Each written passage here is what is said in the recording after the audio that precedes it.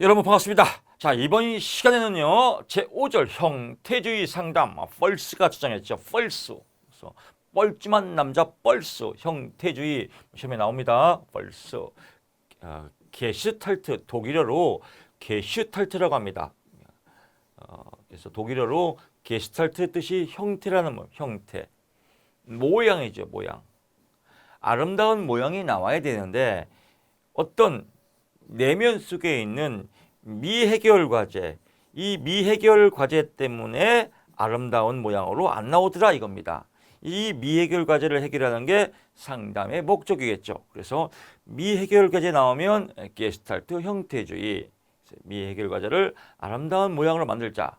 여러분 이제 수업을 들으시면 카톡에다가 내 인생의 아름다운 게스탈트를 위하여, 이러면 정말 멋지지 않습니까?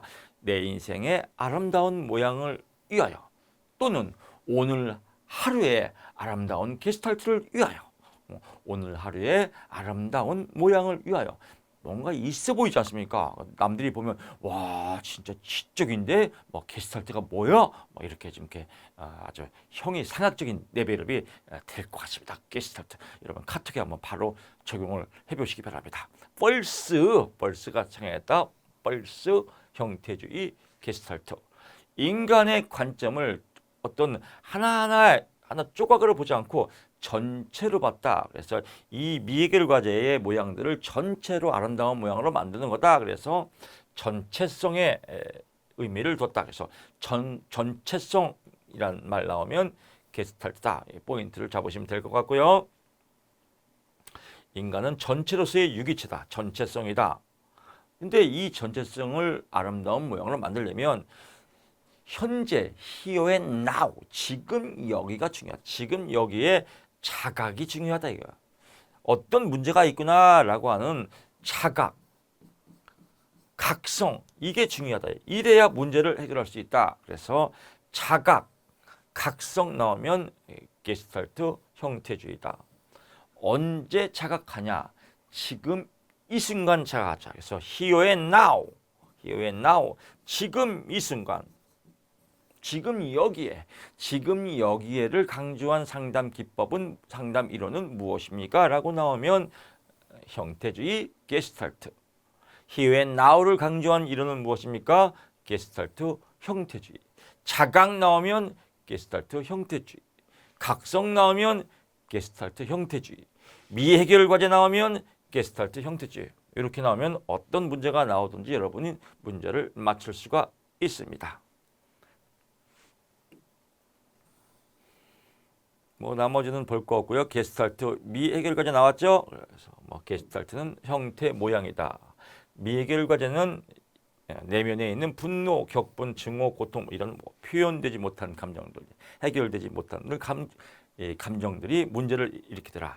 이 해결된 미해결 과제는 어떤 모양, 전경과 배경, 정확히 말하면 전경 이렇게 이해하시면 쉽습니다. 어떤 전경, 어떤 모양, 어떤 사건이 있는데 이 전경에 대한 모양이 미해결 과제로 남아서 이걸 배경으로, 추억으로 빼는 게 게슈탈트라고 보시면 될 것 같습니다. 뭐 이 정도만 봐도 뭐 너무 심각하게 볼 거 없습니다. 지금 여기에 here and now 또는 now and here. 교수님 here and now인데 여기는 now and here네요. 똑같은 겁니다. 지금 여기에를 강조했다. 알아차림. 이게 자각이죠. 자각. 그래서 무엇을 알아차리냐. 개체가 자신의 유기체, 쉽게 말해서 인간이 자신의 욕구와 감정을 지각하고 어떤 아름다운 게스트를 만드는 거.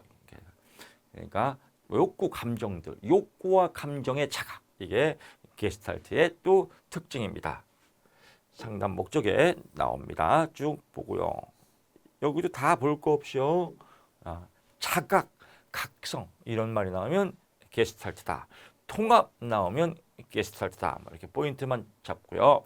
상담 기법으로는 미해결 과제를 일으키는 내 감정, 욕구와 감정의 자각. 그래서 이거는 2차에도 잘 나옵니다. 욕구와 감정의 자각.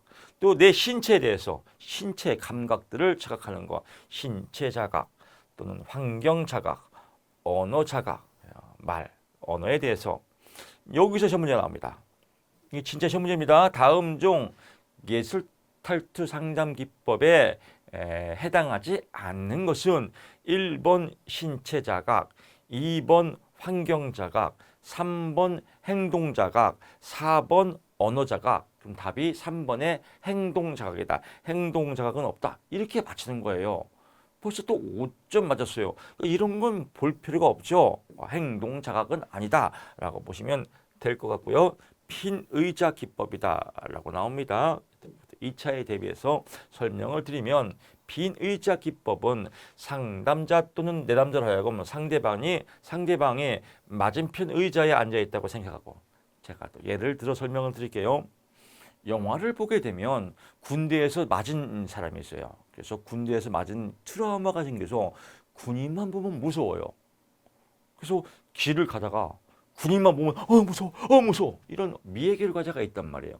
그 사람한테 너 의자 여기 앉아봐. 빈 의자 여기 앉아봐.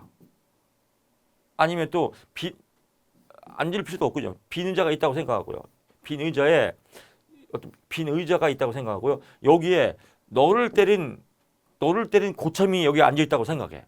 그리고 여기서 뭐 신문지를 주고, 신문지를 말아서 주고, 얘 때려. 이 새끼 때려.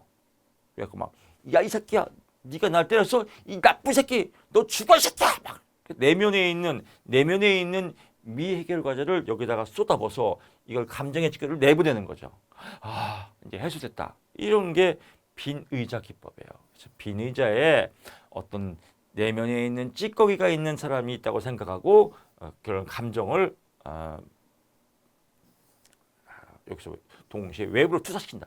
감정을 밀어내는 겁니다. 밀어내서 해결하는 거. 빈 의자 기법이죠. 직면, 뜨거운 자리.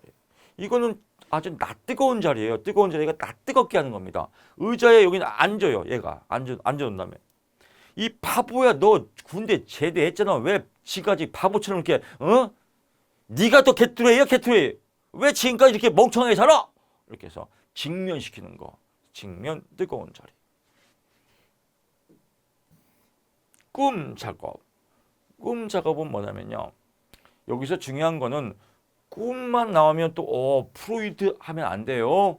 프로이트의 정신분석의 꿈의 분석, 꿈의 해석, 즉 꿈의 분석, 꿈의 해석은 남자의 꿈을 통해서 무의식에 있는 불안을 알아보는 거고, 이건 프로이트의 정신분석 상담이고요. 게스탈트 상담에서의 꿈 작업은 꿈에서 나봐. 미해결 과제를 해결한다. 이렇게 생각하면 돼요. 또 예를 들을게요. 공부를 해야 되는데, 이건 이제 제가 자뻑하는 겁니다. 예를 들어서 공부를 해야 되는데 화면에 비치는 교수님 얼굴이 너무 잘생겼어. 공부가 안 돼요. 미해결 과제야. 계속 교수님만 보여.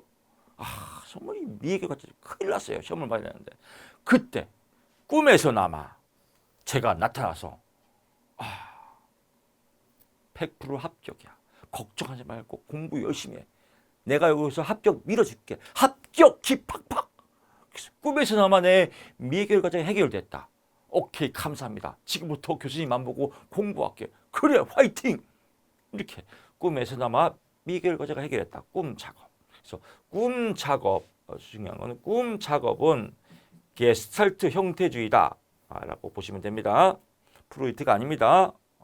역전 기법, 반대로 행동하기입니다. 그래서 반대로 행동하기이기 때문에 행동주의라고 생각하시면 안 돼요.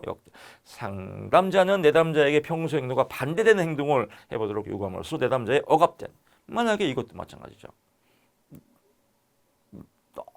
너무 고급진 언어를 쓰고 싶어요. 고급진.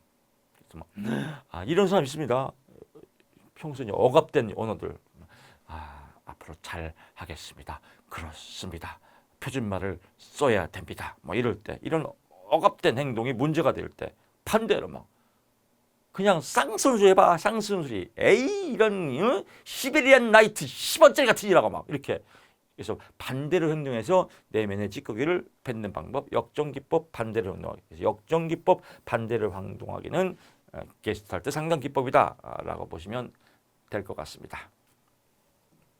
나머지들은 제가 설명 안 하는 건 시험에 안 나옵니다. 그러니까 안 봐도 돼요. 꼭 설명하는 것만 보세요. 신경증의 층이다. 신경증의 층도 펄스가 주장했다라고 합니다. 펄스가. 그래서 미해결과제. 그러니까 펄스는 성인의 성격을 벗기는 작업을 양파 껍질을 까는 데 비유했다. 내면 비유를요. 여기 나오지 않습니까? 이게 양파 껍질이에요. 아, 이거 그림 그리라고 하죠. 애먹었습니다, 이거. 야, 그림 만드는데 3일 걸렸어요. 첫째 양파 껍질, 첫째 껍질을 까라 이거야, 까. 허위층, 진실된 마음 없이 거짓된 상태를 벗겨내라 이거예요. 그 다음에 뭐예요?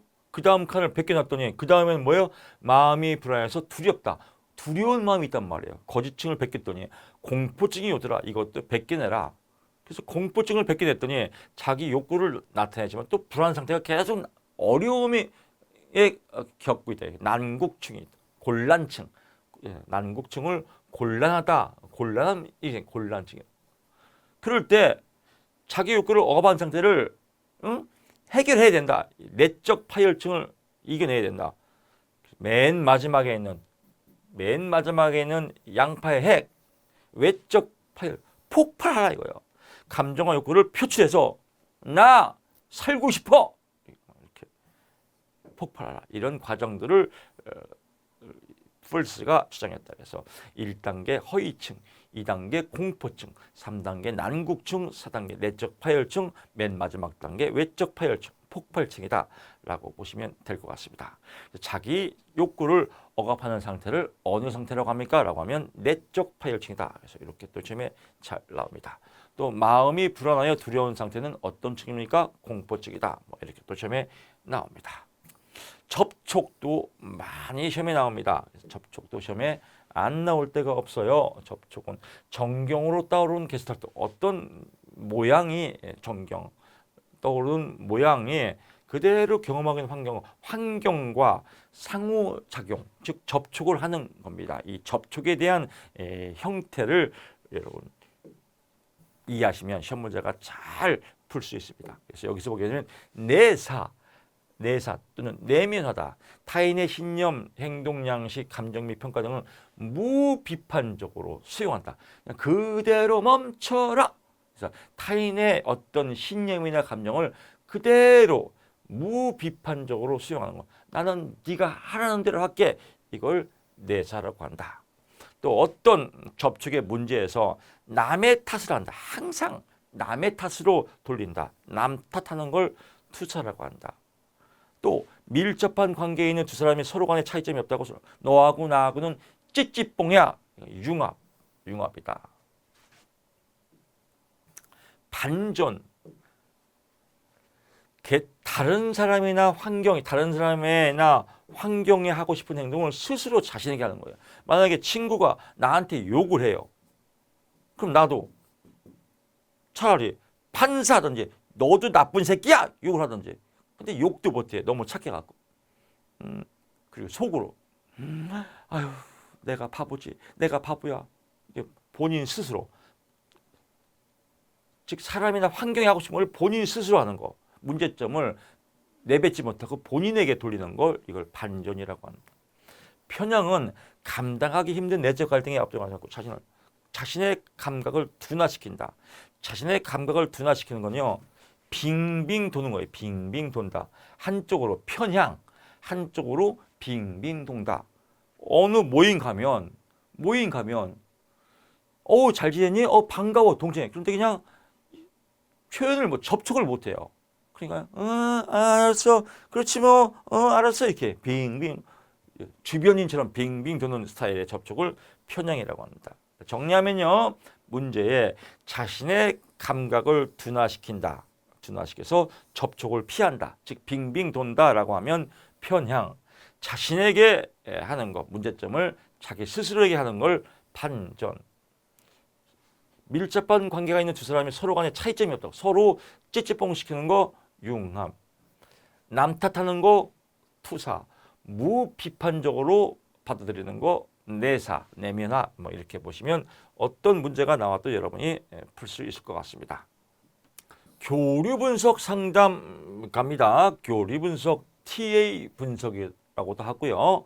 정신과 의사 에릭 번에 의해서 개발하였다. 그래서 에릭 번 교류 분석 이렇게 또 여러분이 국제지평 매칭 해주시기 바랍니다. 이렇게 제가 매칭하라고 하는 건 시험 문제입니다. 에릭 번 나오면 교류 분석이다. 성격에 대한 자아 상태. 자아 상태예요. 그래서 자아 상태를 강조한 이론은 무엇입니까? 라고 나오면 교류 분석이다. 이렇게. 에릭 번 교류 분석. 자아 상태를 중요시했다라고 하면 교류 분석이다. 어떤 자아냐? 그래서 부모자, 성인자, 아동자, 어린이 자아가 있다라고 나옵니다. 이것들의 상호작용을 통해서 자아 상태를 분석하는 것이다. 또 뒤에 자세히 나오니까 그때 설명을 할 거고요. 인간과는 뭐예요? 인간은 상식이니까 자율적이다, 자유롭다, 선택할 수 있다, 책임질 수 있다. 뭐 이런 내용들 그냥 상식적으로 알아두시면 좋을 것 같습니다. 상담 목표 뭐 쭉 나오는데 볼 거 없고요. 상담의 기법도 크게 볼 거 없습니다. 교리 분석의 유형, 이게 시험 문제입니다. 그래서 교리 분석의 유형 보면 자아 구조 분석이다. 그래서 자아 분석 나왔죠. 자아 구조 분석이다. 그래서 세 가지가 있는데 부모 자아다. 어릴 때 부모로부터 받은 영향을 그대로 재현시켜서 부모의 행동이나 태도에 영향을 받는, 그러니까 부모에 있는 여러 가지 뭐 언어, 행동, 습관을 그대로 내면화시킨 걸 부모자라고 한다. 그래서 부모자에서 비판적 부모자, CP라고 하죠. 아버지의 기능을 주장적, 처벌적, 남을 가리켜 통제하고 싶은 이런 자아는 CP. 양육적 부모자, 어머니의 기능을 내서 배려하고 따뜻하고 격려. 그래서 어머니 같은 자아는 NP, 아버지 같은 자아는 CP. 그래서 주장, 처벌, 통제 이런 비판적인 기능을 하는 자아는 무엇입니까? 라고 하면 비판적 부모자 CP다. 그래서 아주 CP 용어도 아주 셉니다. NP 부드럽죠. 양육적 부모자라고 보시면 될 것 같고요. 성인자아 어른 자아다. 그래서 어덜트 에고라고 해서 가장 합리적이고 냉정하게 비판하고 현실에 대한 해결책을 찾는 것. 이성적이고 합리적이고 객관적인 자아, 현실의 문제를 직시하는 건 무슨 자입니까? 성인자다라고 보고요. 어린이 자다라고 하면 어린이처럼 행동하거나 어린이의 감정을 그대로 표현하는 거. 그래서 보통 피터팬 증후군이죠. 나 놀고 싶어. 맨날 놀래 이런 거죠. 그래서 FC 자유로운 어린이자 그냥 지 마음대로 떼놓는 거. AC 수능적 어린이자 말 잘 듣는 거. 뭐 이렇게 뭐 이런 거 굳이 뭐 많이 알 거 없습니다. 이런 거다라고 하는데 주로 그냥 세 가지 유형이다. 세 가지 유형. 자아는 성인자, 객관적으로 통제 조절할 수 있는 자. 어린이자, 어린이처럼 하는 거. 부모자, 부모의 영향을 받은 거라고 하고 부모자 중에서 아버지처럼 하는 거 비판적 부모자 CP, 주장, 처벌. 엄마처럼 하는 거 양육적 부모자 따뜻한 배려 격려 뭐 이 정도만 알면 될 것 같습니다. 교류 패턴 분석입니다. 교류 패턴 분석에도 세 가지가 있어요. 교류를 어떤 식으로 하냐 그럽니다. 이건 이제 부부끼리 제가 설명을 드릴게요. 이해가 될 수 있도록 어떤 부부가 서로 여보 나왔어 그러면 당신 오늘 수고했어요. 아유 오늘 고생 많았죠. 저녁 당신을 위해서 김치찌개 끓여놨어요. 아유 당신은 참 나를 위해서 정말로 내조를 참 잘하는 것 같아. 아름다운 집구석. 이런 거는 서로 잘 통한다. 그래서 상복 교류, 서로 상복 교류. 교차적 교류, 교차 교류. 교차 교류는 서로 엇박자예요. 여보 나왔어. 그래서 왔어. 밥은 안 먹었지. 아직까지 밥도 안 처먹고 왜 왔어 지금? 나보고 또 밥 자리게. 아유 지겨워. 얘 편 나가면 집에서 밥 왔지. 뭐해? 맨날 애들은 아유 시끄러. 또 만나면 싸워. 이런 집구석은 이제 교차적 의차 교류다. 여러분들 강의 들으면서 다 비교할 거예요. 저거 우리 집인데. 저거 우리 집인데. 암시적 교류, 이면적 교류예요. 이게 제일 무서워요. 암시적, 이면적. 일본 영화에 있습니다. 일본 영화 제목은 잘 모르겠는데 남자가 열심히 일만 해. 가정을 위해서. 뭐 집안 뭐 별 문제가 없어요. 남자는 열심히 일하고 늦게까지 일하고 집에 오면 밥 먹고 아내는 조용히 밥상 차리고 밥 먹으면 치고 애들도 조용하고 아무 문제가 없어요. 그리고 남자가 딱 50이 넘어가고 애들 결혼 딱 시키고 아내가 이렇게 얘기합니다. 여보 이제 애들 결혼했으니까 우리도 이혼합시다. 무슨 소리야? 내가 가정을 위해서 얼마큼 희생했는데 사실은 내가 참았어요. 애들 장가갈 때까지. 애들 시집갈 때까지. 저도 내 인생 살고 싶어요. 당신 보면 징글징글해요. 이런 영화가 있습니다. 이런 걸 암시적이면요. 즉 아무 문제 없는 것처럼 일단 참는 거예요.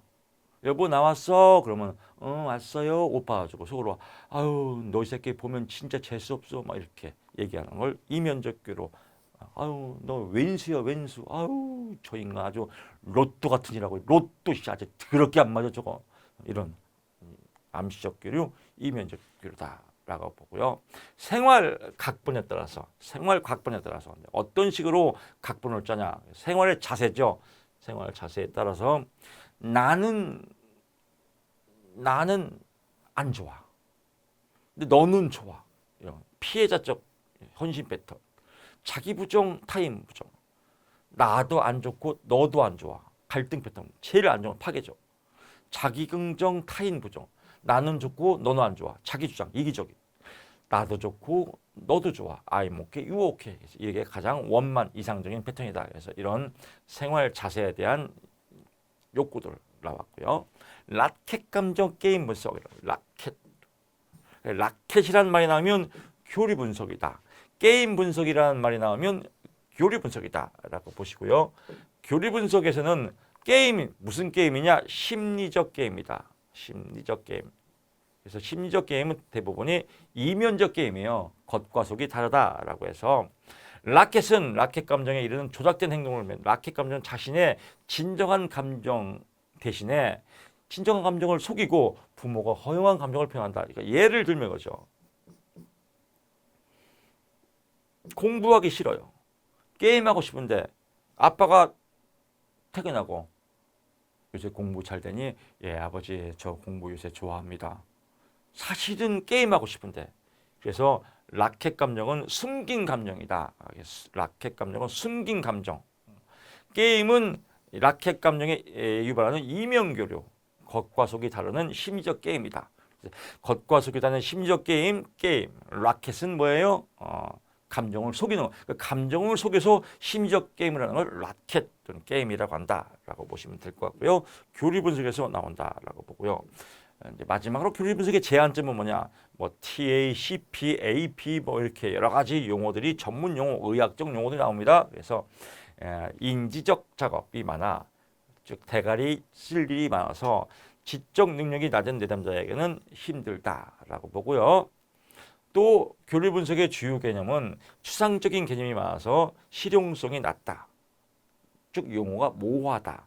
교리 분석의 주요 개념들은 실증적 연구도 있지만 대부분들이 과학적 증거가 제시되지 않았다. 그래서 이것도 2차에 잘 납니다. 교리 분석의 제한점 3가지를 쓰시오. 이게 6점짜리죠. 라고 보시면 될 것 같습니다. 자, 스트로크. 네, 또 나와요. 스트로크는 뭐냐면요. 피부 접촉이에요, 피부. 그래서 뭐 악수, 허구 이것도 어떤 교류할 때의 형태다. 그래서 스트로크라는 말이 나오면 교리 분석이다. 다음 중 교리 분석의 용어와 알맞는 것은 나오면 스트로크다라고 보시고요. 뭐 신체적, 언어적, 긍정적 이건 몰라도 됩니다. 그냥 스트로크 하면 어떤 악수, 허구 어떤 이것도 뭐 접촉의 기본 단위인데 2가지 답이 나옵니다. 상담에서 피부 접촉, 표정, 태도, 감정 언어 통해서 상대방에 대한 반응을 알리는 인간 기본의 기본 단위를 무엇입니까? 라고 나오면 답이 스트로크다. 2번째 문제는요. 스트로크는 어느 상담 이론에 관계에 있는 겁니까? 라고 하면 교리 분석이다. 라고 보시면 될 것 같습니다.